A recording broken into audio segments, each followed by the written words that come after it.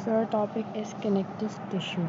But before connective tissue, you must need to know कि हमारी body में 4 तरीके के टिश्यूज़ पाए जाते हैं। एक हमारा होता है मस्क्यूलर, एक हमारा होता है नर्वस टिश्यू, एक होता है एपिथेलियल टिश्यू और एक होता है कनेक्टिव टिश्यू। अब कनेक्टिव टिश्यू नाम से ही कनेक्टिव टिश्यू वो उन टिश्यूज़ का ग्रुप होता है जो कि दूसरे टिश्यूज़ जो हैं हमारे, जैसे कि एपिथेलियल सेल्स को आपस में जोड़ लें, एपिथेलियल को मसल से जोड़ लें, ये सब क्या करता है, ये सब काम किसका होता है, हमारा कनेक्टिव टिश्यू का होता है। सही है। अब इसका मेन डिस्टिंग्विशिंग फीचर क्या है, जैसे हम एपिथेलियल पढ़ते हैं तो एपिथेलियल सेल्स का हमारा मेन डिस्टिंग्विशिंग फीचर ये था कि ये एवेस्कुलर होते हैं, टाइटली पैक्ड होते हैं एक दूसरे से बिल्कुल। तो यहाँ पे कनेक्टिव टिश्यू कैसे इसका वो है, characterised by few cells and large extra cellular matrix. इसके अंदर सेल्स कम होंगे और एक्स्ट्रा सेलुलर मैट्रिक्स ज़्यादा होता है। ठीक है। It structurally and functionally support other tissues present throughout the body, also play role in repairing tissue and defense mechanism। ये भी आपको पता चलेगा कि ये रिपेयरिंग टिश्यू में कैसे काम करता है और डिफेंस मैकेनिज्म में कैसे काम करता है। ये जो होता है स्ट्रक्चर और स्ट्रक्चरली भी और फंक्शनली भी हमारे जो ये तीनों टिश्यूज़ हैं इनको जो है सपोर्ट कर रहे होते हैं। ठीक है। इसके कॉन्स्टिट्यूएंट्स क्या हैं, एक्स्ट्रा सेलुलर मैट्रिक्स होता है और सेल्स होता है। ठीक है। एक्स्ट्रा सेलुलर मैट्रिक्स यार एक सेल है हमारे पास, और सेल के बाहर जितनी भी चीज़ें हैं वो सब कुछ हमारा एक्स्ट्रा सेलुलर होता है। तो एक सेल है, अब उसके बाहर जितनी भी चीज़ें हैं वो सब एक्स्ट्रा सेलुलर। अब एक्स्ट्रा सेलुलर मैट्रिक्स के अंदर भी क्या क्या होता है, या तो फाइबर्स होंगे या तो ग्राउंड सब्सटेंस होगा। ठीक है।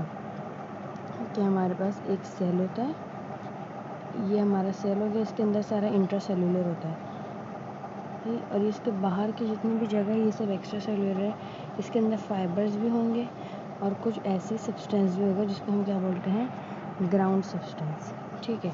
अब इसमें फाइबर्स कितने तरीके के होते हैं, इसके अंदर जो फाइबर्स होते हैं वो हमारे थिक फाइबर्स होते हैं जो कि कोलेजन के होते हैं, थिन फाइबर्स होते हैं, ये थिन फाइबर्स होते हैं और ये नेटवर्क बनाते हैं, ये भी कोलेजन के ही होते हैं। बस कोलेजन टाइप का फ़र्क होता है कि यहाँ पे हमारा टाइप 1 कोलेजन होता है, यहाँ पे हमारा टाइप 3 कोलेजन होता है। अभी आगे आपको पता चलता रहेगा, this is just an intro. और हमारा ब्रांचिंग फाइबर्स होता है तो उसके अंदर कौन सा होता है, इलास्टिन होता है। ठीक है। अब यहाँ पे सेल्स कौन कौन से पाए जाते हैं, ब्रॉडली डिवाइड करें तो परमानेंट रेजिडेंट सेल्स होते हैं और कुछ हमारे पास विजिटर सेल्स होते हैं। ठीक है। तो परमानेंट सेल्स होते हैं, कुछ हमारे पास विजिटर सेल्स होते हैं। परमानेंट सेल्स में हमारे कौन सा आ जाते हैं, फिब्रोब्लास्ट। सिंपल हमारे जितने भी कोलेजन बनता है, हमारी जो प्रोटीन जो स्पेशली कोलेजन जो बनाते हैं हमारे फिब्रोब्लास्ट बनाता है। एडिपोसाइट्स हमारे फैट सेल्स होते हैं। हिस्टियोसाइट्स जो हमारे मैक्रोफेज होते हैं जो कि कनेक्टिव टिश्यू में पाए जाते हैं। और फिर हमारे प्लाज्मा सेल्स होते हैं कि अगर आपको इम्यून सिस्टम पढ़ा हो तो प्लाज्मा सेल्स कौन बनाते हैं, बी लिम्फोसाइट जो है प्लाज्मा सेल्स में कन्वर्ट हो जाते हैं। और हमारे पास मास्ट सेल्स होते हैं, ये बिल्कुल highly sensible touch me not type के सेल्स होते हैं। हर सेल की भी आगे डिटेल आएगी। ठीक है। और फिर अगले हमारे पास कौन से, विजिटर सेल्स। ये सब जो है वहीं पे रहते हैं और ये मेहमान होते हैं, कभी आते हैं कभी नहीं आते। ये ब्लड्स में होते हैं, ये हमारे सारे जो है ल्यूकोसाइट्स हैं, न्यूट्रोफिल्स, इज़ोनोफिल्स, बेसोफिल्स, लिम्फोसाइट्स, ये जो है ब्लड में आते हैं और ये कभी कभी जो है कनेक्टिव टिश्यू में आते हैं जब इनका दिल होता है। सही है। अब हम सबसे पहले कौन सा सेल्स पढ़ लें, हम पढ़ लें हमारे मास्ट सेल्स। ये यहाँ पे मैंने मास्ट सेल ड्रॉ किया है। अब देखिए इनका न्यूक्लियस सबसे अच्छा, ये ओवॉइड शेप के हैं। शेप क्या है इनका, ओवॉइड शेप है। इसके देखिए ये सेंटर में क्या है, न्यूक्लियस है। और न्यूक्लियस हमारा क्या होता है, बेसोफिलिक होता है। बेसोफिलिक क्या चीज़ें होती हैं, बेसोफिलिक वो चीज़ें होती हैं जो कि बेसिक डाई से स्टेन हो, और बेसिक डाई से वो चीज़ें स्टेन होती हैं जो कि खुद एसिडिक हो। और न्यूक्लियस हमारा एसिडिक क्यों है, क्योंकि उसके अंदर हमारा न्यूक्लियर मटेरियल है, और न्यूक्लियर मटेरियल में क्या है, डीऑक्सीराइबो न्यूक्लिक एसिड है। और डीऑक्सीराइबो न्यूक्लिक एसिड इस तरीके का एसिड है, तो वो स्टेन किससे होता है, बेस से स्टेन होता है, इसलिए वो हमें HNE डाई में हमारा ब्लू या पर्पल स्टेन होता है। अब इसके आसपास क्या है, बेजोफिलिक ग्रेन्यूल्स हैं। सही। और ये ग्रेन्यूल जो होते हैं जो हम टिश्यू प्रिपरेशन करते हैं उसमें ये डिज़ोल्व हो जाता है। सही है। ये फंक्शनली किससे रिलेटेड है? बेसोफिलिक से रिलेटेड। अच्छा, ये जो ग्रेन्यूल्स है ना, ये एक प्रॉपर्टी शो करते हैं जिसको बोलते हैं मेटाक्रोमेटिक ग्रेन्यूल्स। सही है। मेटाक्रोमेटिक ग्रेन्यूल्स क्या होते हैं कि देखो, ये चीज़ बेसोफिलिक है ना, तो इसको स्टेन होना चाहिए था ब्लू कलर, लेकिन ये ब्लू स्टेन नहीं होता, ये पर्पल स्टेन होता है। तो इस वजह से ये क्या कहलाता है? मेटाक्रोमेटिक कहलाता है। ठीक है।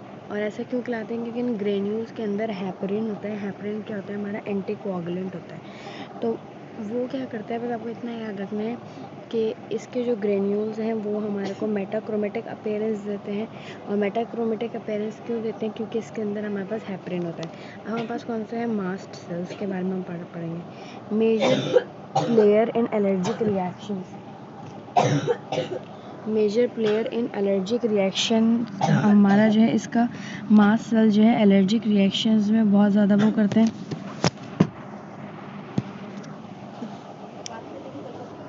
मास्ट सेल्स हमारे क्या होते हैं? एलर्जिक रिएक्शंस में ज़्यादा काम करते हैं। Not found in brain and spinal cord. Mast cells हमारे होते हैं कि मतलब आप अभी देखेंगे कि मास्ट सेल्स में थोड़ा सा भी कुछ होता है ना, तो अगर कोई सीवियर कंडीशन हो जाए तो बंदा मर जाता है। सही है। तो मास्ट सेल्स बहुत बहुत हमारे सेंसिटिव होते हैं और एलर्जिक रिएक्शंस में सारे इनके काम होते हैं।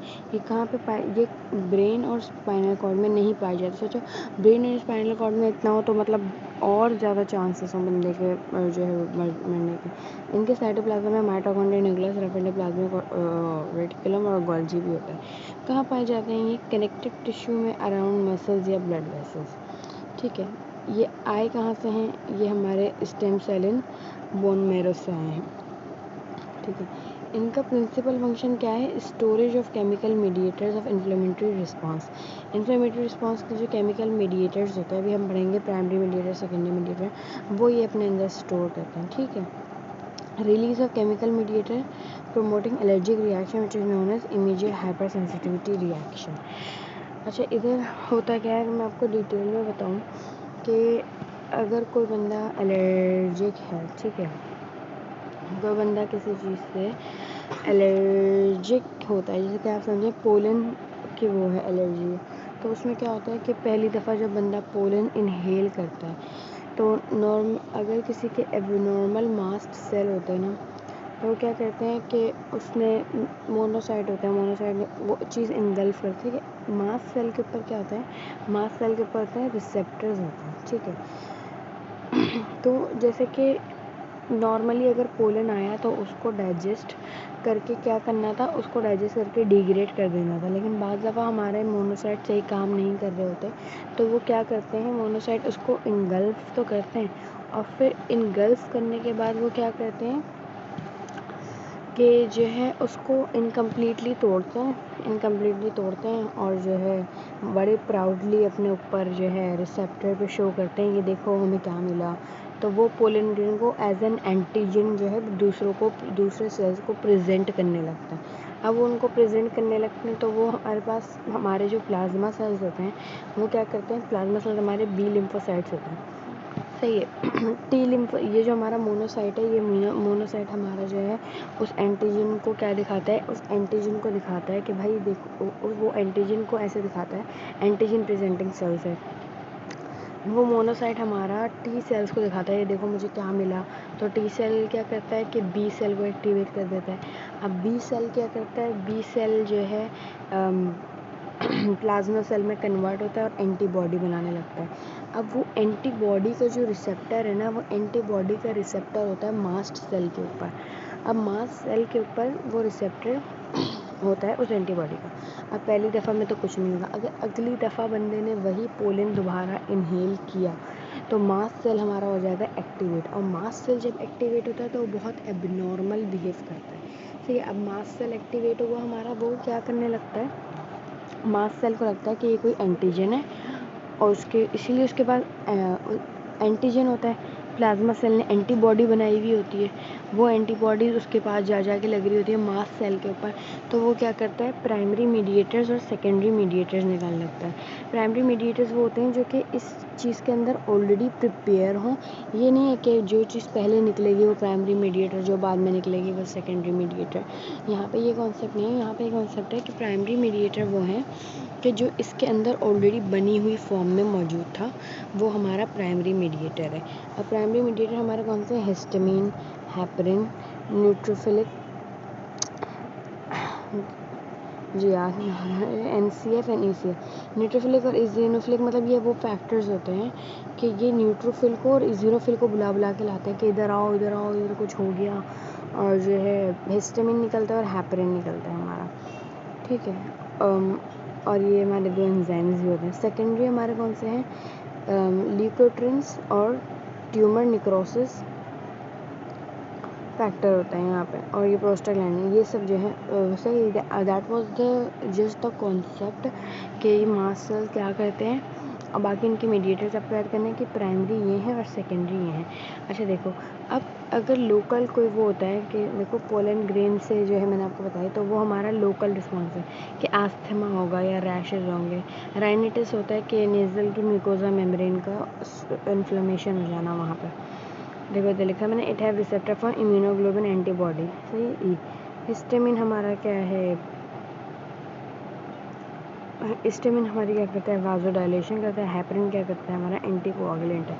सिस्टमिक हमारे अगर हो तो वो एनाफिलेक्टिक शॉक, जिससे हमारा कार्डियोवास्कुलर सिस्टम कोलैप्स हो जाता है। जैसे कि एक ये तो माइनर केस हो गया कि किस कोई एंटीजन था, उसकी एंटीबॉडी बनी, और जो है फिर मास्ट सेल ऐसे लेकर, जब कोई सीवियर कोई दूसरा एंटीजन हो तो बाज़ केसेस में ऐसा होता है कि वो एनाफिलेक्टिक शॉक की सूरत में आ जाता है। अगले हमारे सेल्स कौन से हैं, अगले हमारे सेल्स हैं एडिपोसाइट्स। एडिपोसाइट्स नाम से ही पता होगा कि हमारे फैट स्टोरिंग सेल्स हैं। ये जो है हमारे दो तरीके के होते हैं, एक हमारा होता है यूनिलॉक्यूलर और एक हमारा होता है मल्टीलॉक्यूलर, या मैं और बोलूँ तो it is white fat and it is brown fat, सही है। ये एडल्ट लाइफ में हमारा, अगर आपसे पूछा जाए कि अभी right now what kind of fat you have right now, so your answer should be white fat, सही है, not the brown fat. Brown fat हमारा कहाँ होता है, न्यूनेटल लाइफ में होता है, या हमारे 10 साल तक के बच्चों में होता होगा, सही है।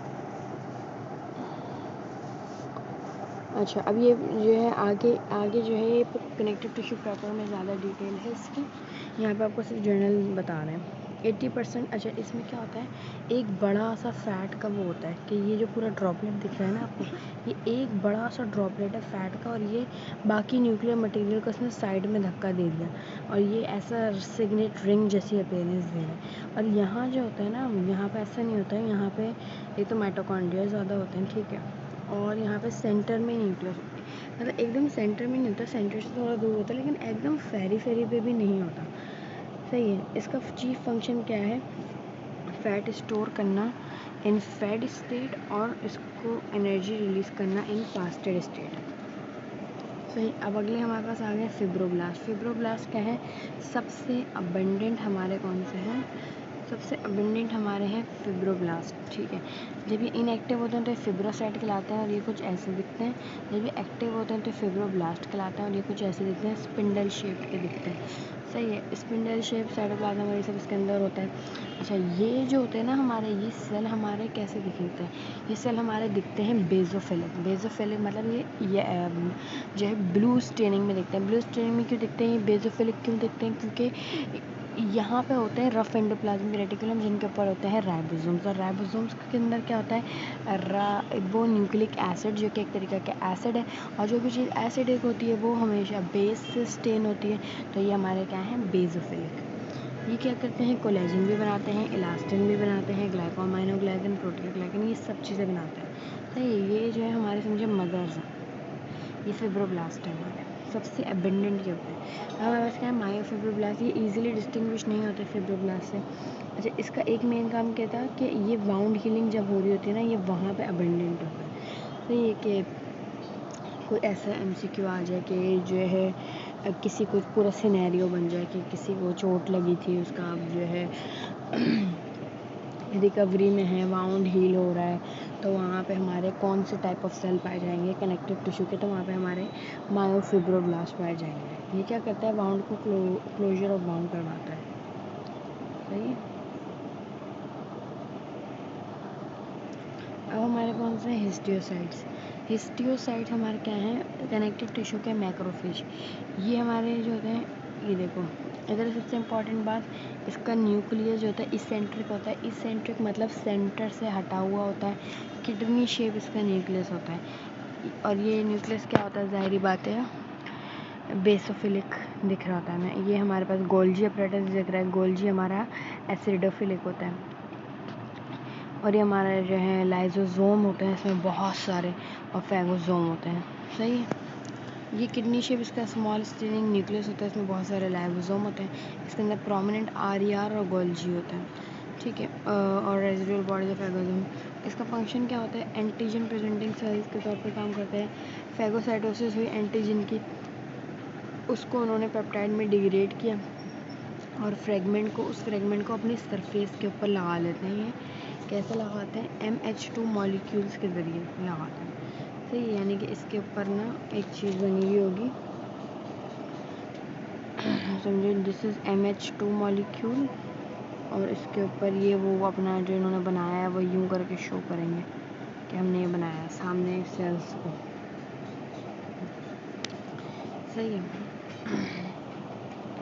अच्छा, जैसे हमने उधर पढ़ा था कि जो है हमारे मास्ट सेल भी जो है इंटरल्यूकिन था उनके पास, और TNT भी था, तो इसके पास भी होता है। अच्छा, फैगोसाइटोसिस जो है, ये जो फैगोसाइटोसिस नहीं, मतलब ये सिंगल सेल फैगोसाइटोसिस नहीं कर पाते, तो वो दो में होता है कि या तो जो मटेरियल है वो बहुत बड़ा है, या तो वो material is resistant to phagocytosis है, उसको आप बड़ा सा सेल भी खा नहीं सकता, लाइक आप उसको खा नहीं सकते।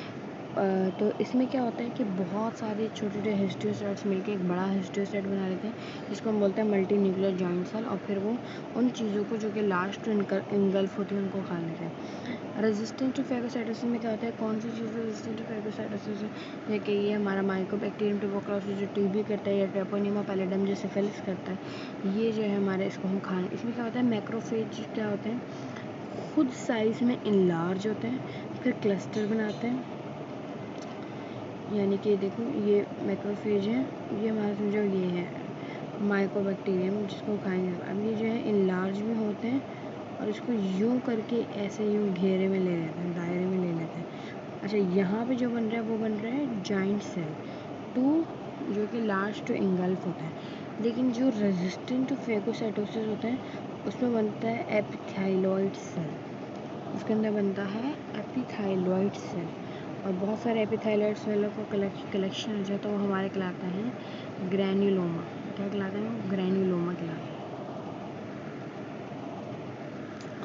अच्छा, मोनोन्यूक्लियर फैगोसाइट सिस्टम अगर लीवर में है, तो क्या कहलाते हैं, कुप्फर सेल्स कहलाते हैं। CNS में है तो मैक्रोग्लियल सेल्स कहलाते हैं। बोन के अंदर ऑस्टियोक्लास्ट, लंग के अंदर एल्वियोलर मैक्रोफेज, और स्किन के अंदर Langerhans antigen presenting sales. Monocyte कहाँ मैच्योर होते हैं, कनेक्टिव टिश्यू में एंड फॉर्म मैक्रोफेज। यानी कि मोनोसाइट बनते तो वही है बोन मैरो में। जो मोनोसाइट क्या है, हमारा एक तरीके का WBC है ना, बनता ये वही है ब्लड वेसल से, फिर कनेक्टिव टिश्यू में एज अ मोनोसाइट आता है। ये मैच्योर कहाँ होता है हमारा, ये कनेक्टिव टिश्यू के अंदर आके हमारा मैच्योर होता है। अब हमारे पास अगले सेल है हमारे प्लाज्मा सेल्स। प्लाज्मा सेल्स जो होते हैं हमारे वो फ्यू होते हैं, बहुत कम होते हैं, और जो है numerous in site subjected to penetration by bacteria and foreign particle. यानी कि वहाँ पर कोई बैक्टीरियल इन्फेक्शन हुआ है, कोई फॉरेन पार्टिकल हुआ है, तब प्लाज्मा सेल बनेंगे। अच्छा, प्लाज्मा सेल होते क्यों हैं, प्लाज्मा सेल हमारे बी लिम्फोसाइट से आते हैं। बी लिम्फोसाइट प्लाज्मा सेल में तब कन्वर्ट होता है जब उसको कोई ना कोई एंटीजन मिला होता है, उसको एंटीजन मिला होता है तो वो एंटीबॉडीज़ बनाता है प्लाज्मा सेल हमारा। सही, तो कहाँ पे, mucosa of respiratory and digestive tract, also in lymphoid organs. Lymphoid organs के भी पर हमारे ल्यूकोसाइट के साथ होता है, ठीक है। इसका न्यूक्लियस देखो इसेंट्रिक होता है, और उसके साथ साथ ऐसा कार्टविल जैसी अपीयरेंस दे रहा होता है कि ये जो डार्क स्टेनिंग एरिया है ये हमारा हेट्रोक्रोमेटिन है, सही है, इंटेंसली कोल्ड क्रोमेटिन। और जो हमारा लो है तो ये हमारा क्या है, यूक्रोमेटिन है हमारे। और ये जो है ये एक पेल स्टेनिंग से जगह होती है, जो चीज़ हमारे यहाँ पे स्टेन नहीं कर रही होती, तो यहाँ पे हमारा होता है गोल्जी अपैरेटस एंड सेंट्रियोल, जो कि हमारी स्टेन नहीं हो रहा होता इतना अच्छा। और ये हमारे इंटेंसली बेसोफिलिक क्यों है, क्योंकि यहाँ पे बहुत सारे रफ एंडोप्लाज्मिक रेटिकुलम होते हैं। रफ एंडोप्लाज्मिक रेटिकुलम क्यों होते हैं यहाँ पे, क्योंकि यहाँ पे इनको बनानी होती है एंटीबॉडी इनको बनानी है, तो यहाँ पे हमारे पास ज़रूर एंटी प्रोटीन बनाने वाली जो फैक्ट्रीज होती हैं, राइबोसोम्स, जो कि रफ एंडोप्लाज्मिक रेटिकुलम पे होते हैं, तो वो यहाँ पे पाई जाएंगे। प्लाज्मा सेल फॉर्मेशन कहाँ पे होती है, इन स्मॉल लिम्फोइड ऑर्गन्स के लिम्फॉइड फॉलिकल्स जो होते हैं लिम्फॉइड ऑर्गन के, वहाँ पे होते हैं, जैसे कि टॉन्सिल्स और नोड्स के अंदर होते हैं। ये क्या सिक्रीट करते हैं, एंटीबॉडी सिक्रीट करते हैं इम्यूनोग्लोबिन टाइप की, और ये 1000 एंटीबॉडी पर सेकंड सिक्रीट कर सकते हैं। और प्लाज्मा सेल किससे बने होते हैं, बी लिम्फोसाइट से। अच्छा, कुछ हमारी कंफ्यूजिंग टर्म्स हैं कि हमें पता नहीं चल रहा होता है क्या है, प्रोटियोग्लाइकन, ग्लाइकोप्रोटीन और ग्लाइकोजामाइनोग्लाइकन। प्रोटियोग्लाइकन जो है, देखो एक होता है ग्लाइकोप्रोटीन। ग्लाइकोप्रोटीन के अंदर क्या होगा कि प्रोटीन ज़्यादा होगी, और जो ग्लाइको होता है ना, ग्लाइको यानी कि हमारा यहाँ पे कार्बोहाइड्रेट, तो कार्बोहाइड्रेट हमारा जो है ओलिगोसैकेराइड्स होते हैं यहाँ पे, और कार्बोहाइड्रेट पोर्शन कम होता है लेकिन प्रोटीन पोर्शन ज़्यादा होता है। प्रोटियोग्लाइकन क्या होता है हमारा, प्रोटियोग्लाइकन के अंदर हमारा कोर प्रोटीन यानी कि कम प्रोटीन होता है, उस प्रोटीन की एसोसिएशन ग्लाइकन जो होता है ना हमारा, वो चीज़ पॉलीसेकेराइड के लिए हमारी यूज़ होती है, तो इसके साथ जो लगे होते हैं ना वो हमारे म्यूकोपॉलीसेकेराइड लगे होते हैं। अगर इस आप पहले बायोकेमिस्ट्री का जो है कार्बोहाइड्रेट वाला टॉपिक अगर आपने करा है तो आपको ये टर्म बहुत आसान लगेंगे कि आप बायोकेमिस्ट्री का पहले कार्बोहाइड्रेट वाला टॉपिक पूरा पढ़ें कि वाटर म्यूकोपॉलीसेकेराइड्स, तब आपको यही बात समझ आएगी। म्यूकोपॉलीसेकेराइड्स होता है हमारे, म्यूकोपॉलीसेकेराइड्स की एग्जाम्पल क्या है, एक ग्लाइकोजामाइनोग्लाइकन। ग्लाइकोजामाइनोग्लाइकन क्या होता है, एक तरीके का डाइसेकेराइड होता है, एक तरीके का डाइसेकेराइड होता है जो जिसके डाइसेकेराइड बहुत सारे डाइसेकेराइड मिलके बड़ा सा पॉलीसेकेराइड बनाते हैं, जिसको और वो डाइसेकेराइड की क्या यूनिट होता है, अमाइनो शुगर होती है, उसके अंदर अमाइनो शुगर होती है, और एक ये हेक्सो अमाइन होता है, और यूरोनिक एसिड मिलके ग्लाइकोअमाइनोग्लाइकन मिलता है। अगर ये सल्फेटेड होता है तो ये हमारा जो होते हैं दूसरे होते हैं, जैसे होल्ड्रोनिक एसिड का chondroitin sulphate, heparan sulphate, keratin sulphate, और ये हमारा नॉन सल्फेटेड एक ही होता है, हाइलुरोनिक एसिड, सही है। अब हमारा एक्स्ट्रा सेलुलर मैट्रिक्स है, एक्स्ट्रा सेलुलर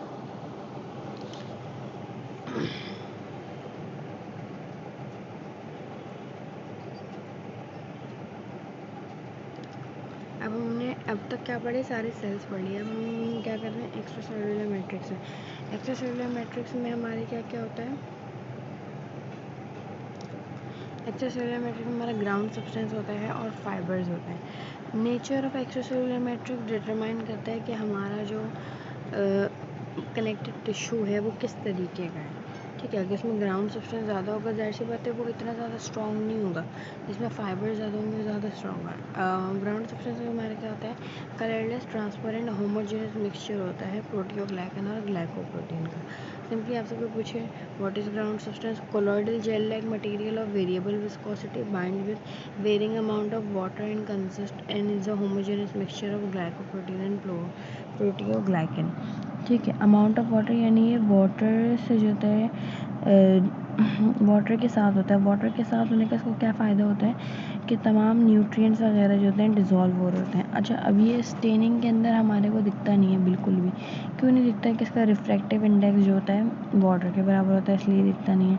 और जो होता है ना ये डिस्ट्रॉय हो जाता है, जितने हमारे पास रिएजेंट्स वगैरह होते हैं कि हम फिक्स वगैरह करते हैं ग्लाइकोल से या ज़ाइलोल से, तो ये उसी वक्त जो है हमारा ख़त्म हो जाता है।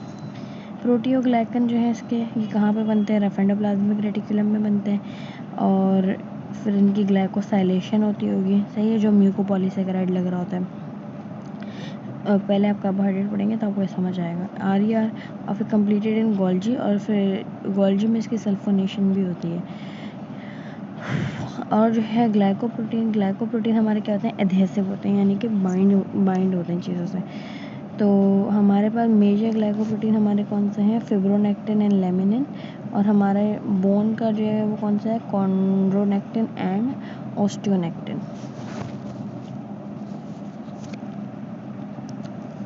अब हमारे फाइबर्स हैं, फाइबर्स हमारे कौन कौन से हैं, कोलेजन फाइबर्स हमारे कौन से हैं, collagen fibre, reticular fibre and elastin fibre. Collagen fibre type 1 collagen का बना हुआ है, रेटिकुलर फाइबर टाइप 3 कोलेजन के बने हुए। इधर कोलेजन के बंडल होंगे, इधर सिर्फ फाइबर्स होंगे। इलास्टिन फाइबर हमारी इलास्टिक वो होती है, सही। कोलेजन फाइबर जो होता है हमारे वाइट फाइबर्स भी कहलाते हैं, फ्लेक्सिबल होते हैं लेकिन इनइलास्टिक होते हैं। इलास्टिक कौन से वाले होंगे, हमारे इलास्टिक फाइबर्स होंगे। ये क्या होते हैं, एसिडोफिलिक होते हैं। एसिडोफिलिक क्यों होते हैं ये, क्योंकि ये बने होते हैं प्रोटीन से, और प्रोटीन जो है बेसिक प्रोटीन्स हैं उनसे बने होते हैं, तो इस वजह से ये खुद एसिडोफिलिक होते हैं। कोलेजन फाइबर जो होते हैं अनब्रांच होते हैं, लेकिन बंडल जो होते हैं ना कोलेजन के वो ब्रांच कर लेते हैं, लेकिन कोलेजन जिन फाइबर से बना होता है वो तो अनब्रांच नहीं होता है। ये एक कोलेजन आपने, अगर आप बायोकेमिस्ट्री में सिंथेसिस ऑफ कोलेजन पढ़े हैं आप, फिर आपको समझ आएगा कि 65, यानी कि ये मैं आपको जनरली बताऊँ तो ये ना लाइट और डार्क बैंड के अपीयरेंस दे रहे होते हैं, तो उसका डिस्टेंस होता है 65 नैनोमीटर। तो इधर 65 नैनोमीटर की पीरियोडिसिटी होती है, और ये पोलराइजिंग माइक्रोस्कोप में बायफ्रिंजिनेस दिखा रहे होते हैं, मतलब लाइट बैंड डार्क बैंड। अब हमारे पास कौन सा, रेटिकुलर फाइबर हमारे जो है टाइप 3 कोलेजन होता है उसमें, और ये हमारे क्या, इसके अंदर भी हमारी ये 65 नैनोमीटर की पीरियोडिसिटी होती है, क्योंकि ये बने भी तो कोलेजन से ही होते हैं ना।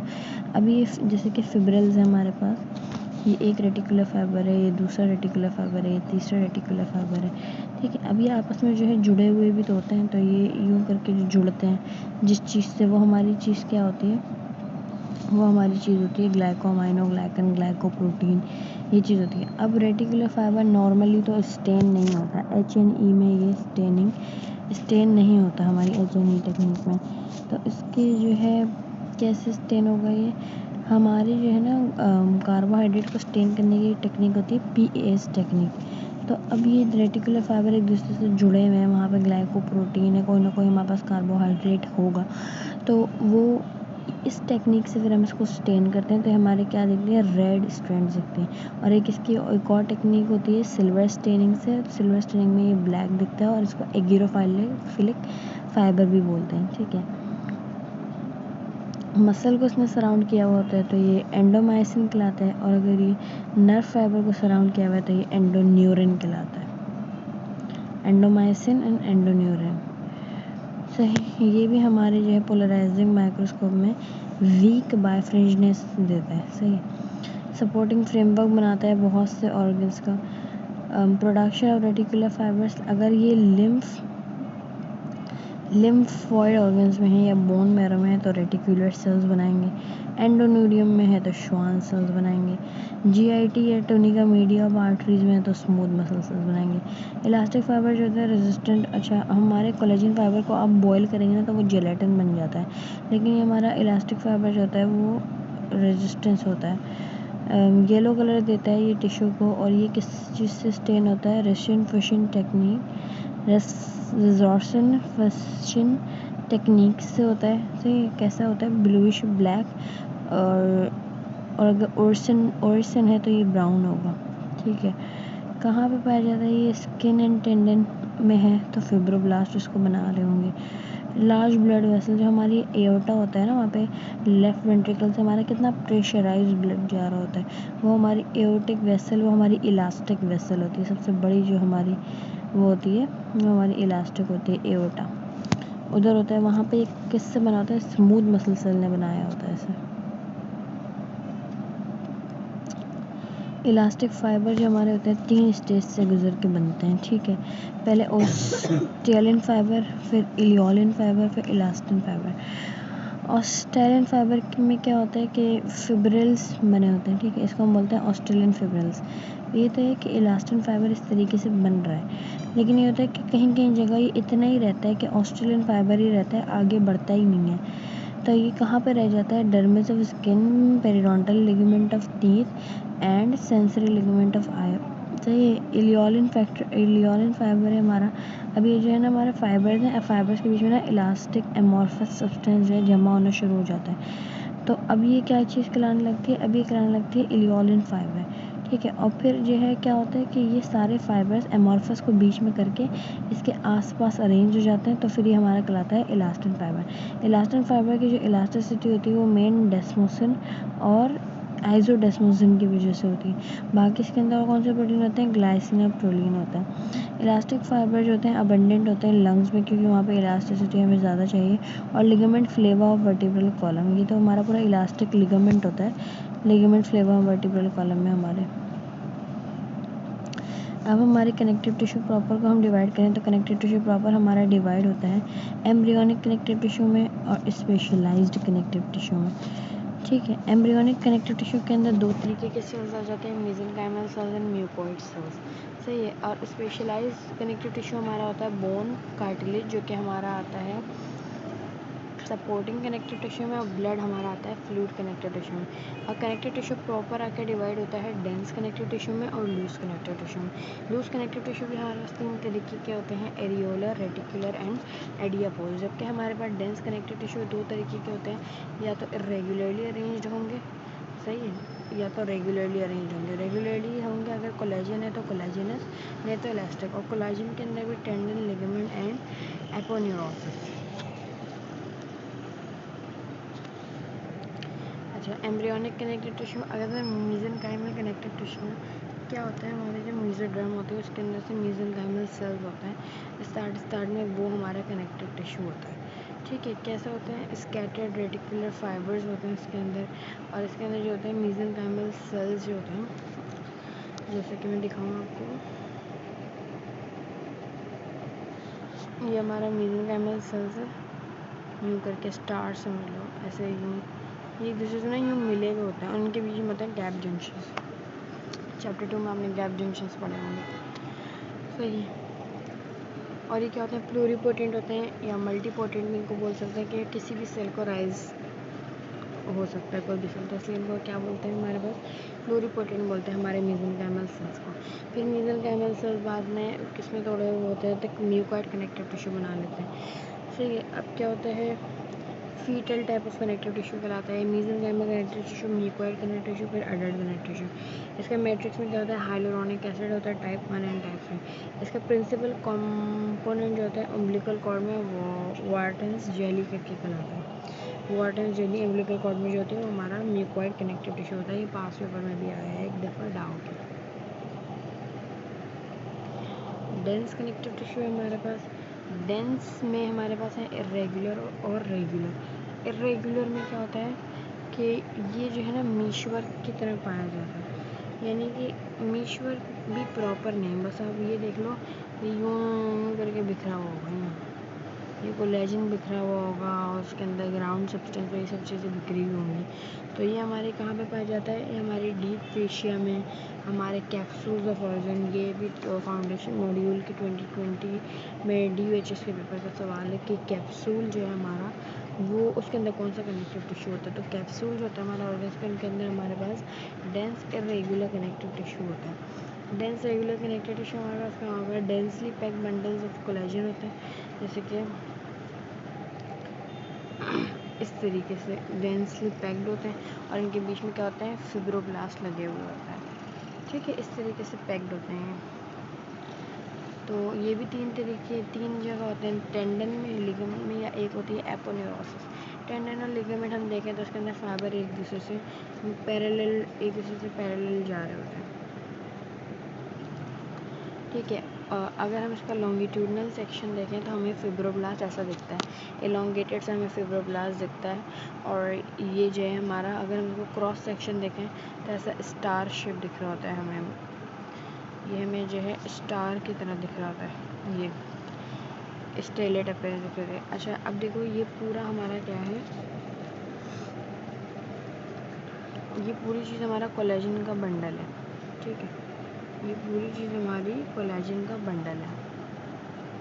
ठीक है। कोलेजन के बंडल के अंदर जो है फेशिया ऐसे फेसिकुला हैं, जैसे हम मसल्स में नहीं पढ़ते, मसल का बंडल होता है, फिर मसल फेसिकुला होता है, पूरे बंडल के ऊपर जो लाइनिंग है ना वो कहलाती है एपिटेंडिनियम।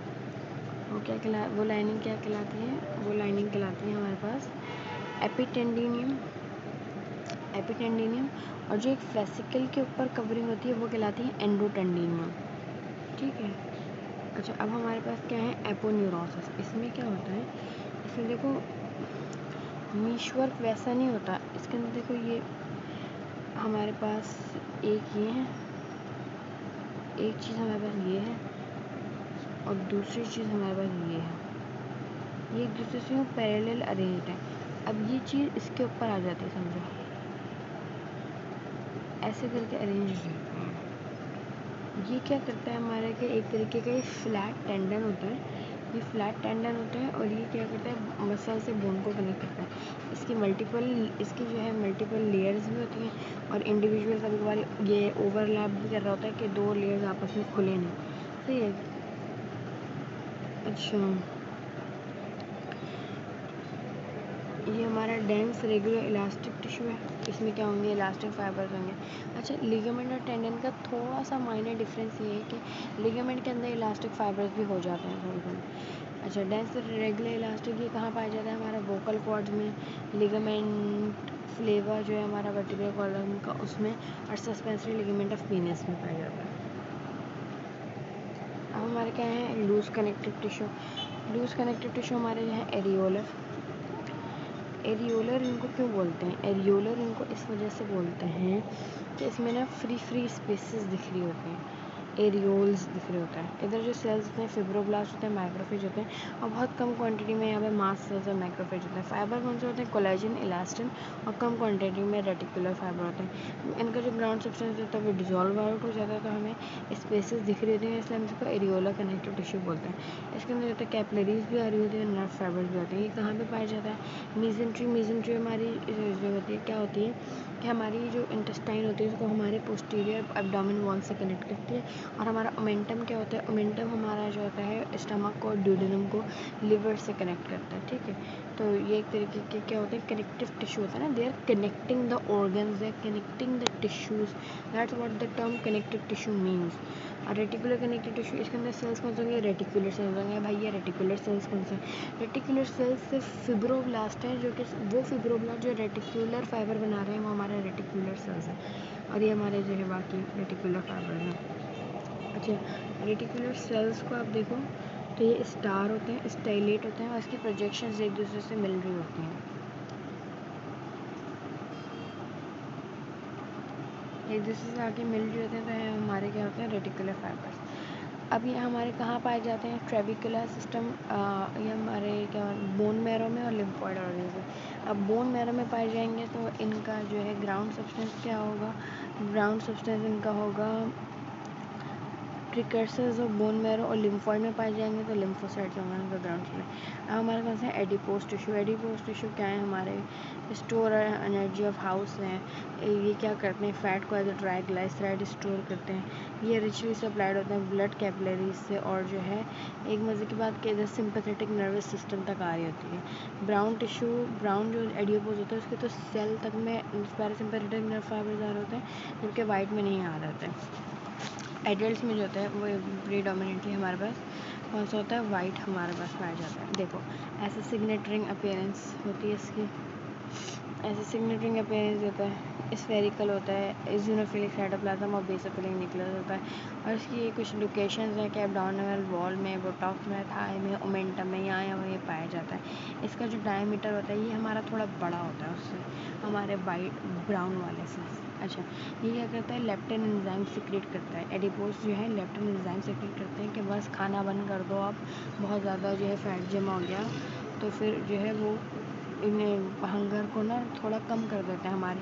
लेकिन जो है आई डोंट थिंक सो ये मैकेनिज्म ह्यूमंस में होता है। ह्यूमन में तो इंसुलिन ग्लूकागॉन सिस्टम होता है, लेकिन एनिमल्स में ये मैकेनिज्म कंफर्म होता है।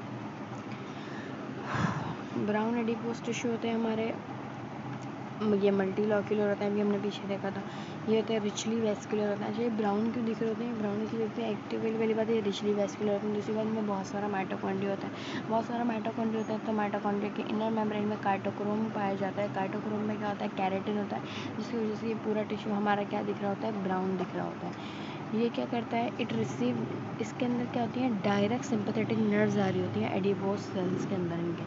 अब ये क्या करता है? नॉन शिवरिंग थर्मोजेनेसिस करता है। मतलब कि छोटे बच्चे होते हैं ना, उनको इतना ये नहीं होता कि उनको सर्दी लग रही है तो वो कुछ पहने, तो उनके अंदर ये पाया जाता है ज़्यादातर। तो नॉन शिवरिंग थर्मोजेनेसिस जो हमारे सिंपैथेटिक, हमारे जो एपिनेफ्राइन होता है ना, वो हमारी एड्रिनल कोर्टेक्स से रिलीज़ होता है। और हमारे जो नॉन एपिनेफ्राइन होता है ना, वो हमारे सिंपैथेटिक नर्वस सिस्टम के नर्व से रिलीज़ होता है, तो वो रिलीज़ करता है। तो ये क्या करता है? नॉन शिवरिंग थर्मोजेनेसिस, मतलब कि भाई शिवर भी नहीं होना और हमारी जो है हीट भी प्रोड्यूस होगी। कैसे प्रोड्यूस होगी? देखो, हमारी इनर मेम्ब्रेन है ना माइटोकॉन्ड्रिया की, उसके अंदर जो है ना, ये क्या करता है? एटीपेज लगा होता है ना, एटीपीज के बीच में क्या होता है? थर्मोजेनिन होता है। थर्मोजेनिन क्या करता है कि समझो हमारा ना ये एटीपेज है, इसके बीच में क्या आ जाता है? थर्मोजेनिन आ जाता है। अब आपको पता है कि वो प्रोटॉन आयंस जो होते हैं पंप आउट हो रहे होते हैं, इसकी वजह से एटीपी प्रोड्यूस करती है। ये क्या करता है? वो प्रोटॉन आयंस को तो जाते रहते हैं, उसकी एनर्जी को क्या करता है? ये उसकी एनर्जी से एटीपी नहीं बनने देता, उसकी हीट बना देता है, हीट एनर्जी में कन्वर्ट कर देता है। प्रीनेटल और यंग में पाया जाता है। बड़ों में जो 3 जगह है जहाँ पे हमारा एडिपोज पाया जाता है, एक हमारा पोस्टीरियर ट्रायंगल ऑफ नेक, मीडियस्टेनम और एब्डोमिनल एओर्टा और किडनीज, बस यहाँ पे पाया जाता है। और हमारा एक कनेक्टिव टिश्यू प्रॉपर है। 2 चैप्टर 5 and 6 ऑफ लाइकोसाइन फॉर फाउंडेशन मॉड्यूल हमारे कंप्लीट हो गए।